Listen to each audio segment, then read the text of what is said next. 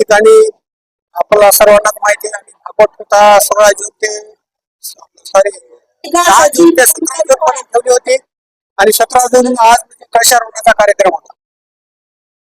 या ठिकाणी आज आम्हाला इतका आनंद होतो तुम्हाला सांगता. आम्ही 4 वर्षापूर्वी हातात काम घेतलं होतं जे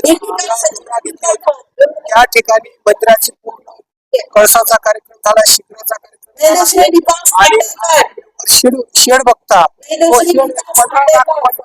8 ते 10 तयार केला. या ठिकाणी भक्तांनी मन भरून म्हणजे आम्हाला इतकं दान सर्वांनी केलं. आमची कमिटी, आता मी अध्यक्ष या कमिटीचा, मी अध्यक्ष असला म्हणजे मजा नाही, एकट्यानं काही काम होणार नाही. हे सर्वांचे हात लागावं लागतात. हे आमचे काकडे साहेब यांनी आजचा जिल्हा परिषद मेंबर आहेत, माजी सभापती जिल्हा परिषद आहेत आणि रनिंग नगरसेवक आहेत या ठिकाणी यांचे वैद साहेब यांनी आजचा लास्टचा भंडारा पूर्ण कितीही पैसे लागो यांनी आम्हाला पूर्ण भंडाऱ्याचा पूर्ण साहित्य दिलेलं आहे. तसंच या ठिकाणी शास्त्री अलकटवार यांनी या साठी 1 लाख रुपये दिलेले आहेत. जेवीसी ग्रुपचे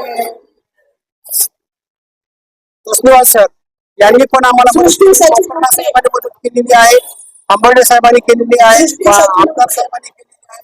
तसंच या ठिकाणचे नगरसेवक आजी माजी नगरसेवक राजू कोळे असो, पाटील असो आणि आमचे स्थानिक आता रनिंग नगरसेवक अनुराधा काळे, सुलोचना काकडे, दीपाली मोरे आणि तसेच अभिषेक सौदे या ठिकाणी आपण महानगरपालिकेची पूर्ण मदत केलेली आहे. तसंच वरून आता आम्ही तर साकडं देवाला घातलेलंच आहे की शेतकऱ्यांसाठी पाणी पडत नाही सध्याच्याला.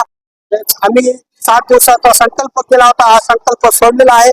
आता चांगला आभाळ वगैरे आलेला आहे, या ठिकाणी पाण्याची वर्षाव होईल अशी आम्ही आशा धरू आणि या ठिकाणी आपण सर्वजण आले तर आपण महाप्रसादाचा लाभ घेऊ. आजच्या कळशारोहणासाठी मठाधीश कोलंबीचे महाराज यदुगण महाराज यांच्या हाताने आजचा कळशारोहण झाला आणि तसेच या ठिकाणी काल्याचे कीर्तन आमचे गुणीकर गुरु यांनी या ठिकाणी काल्याचे कीर्तन करून पूर्ण विधी मार्फत सगळं काही संपन्न झालेलं आहे. आज अधिक मासाच्या पर्वानिमित्त श्रीमद कथा व कलशारोहणाचा कार्यक्रम या कवठा परिसरामध्ये मोठ्या प्रमाणामध्ये आयोजित करण्यात आला. आम्हा भक्तांना खूप मोठा हर्ष आहे. कमिटीचे अध्यक्ष साहेब तसेच सद्भक्त अनेक सद्भक्तांच्या सहकार्यातून आणि त्यांच्या मदतीतून असे कार्य घडत असतात. आज शेवटचा दिवस काल्याचं कीर्तन झालं, मूर्ती महाराजांचं हरिभक्तपराय अतिशय मंत्रमुग्ध असं सर्वांचं भाविक त्या कीर्तनातून झाले आणि त्यातून हा संदेश त्यांनी दिला की श्रीकृष्णाची भक्ती, त्यातून समाजाची एकता आणि अधिक मासाच्या या पर्वानिमित्त शेवटच्या अमावस्या सुद्धा अमावस्या आली होती. त्या दिवशी सुद्धा या परिसरामध्ये वटवृक्षाची लागवड झाली.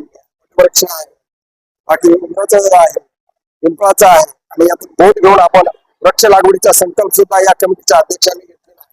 त्यांना सर्व आमच्या भाविक भक्तांचा पूर्णतः सपोर्ट आहे आणि हे कार्यातून समाज घडत असतो. या कार्यासाठी सर्वांना शुभेच्छा व भाविक भक्तांना सुद्धा खूप अभिनंदन आणि ईश्वर आम्हाला शक्ती देवा असं सहकार्य करतो ही विनंती.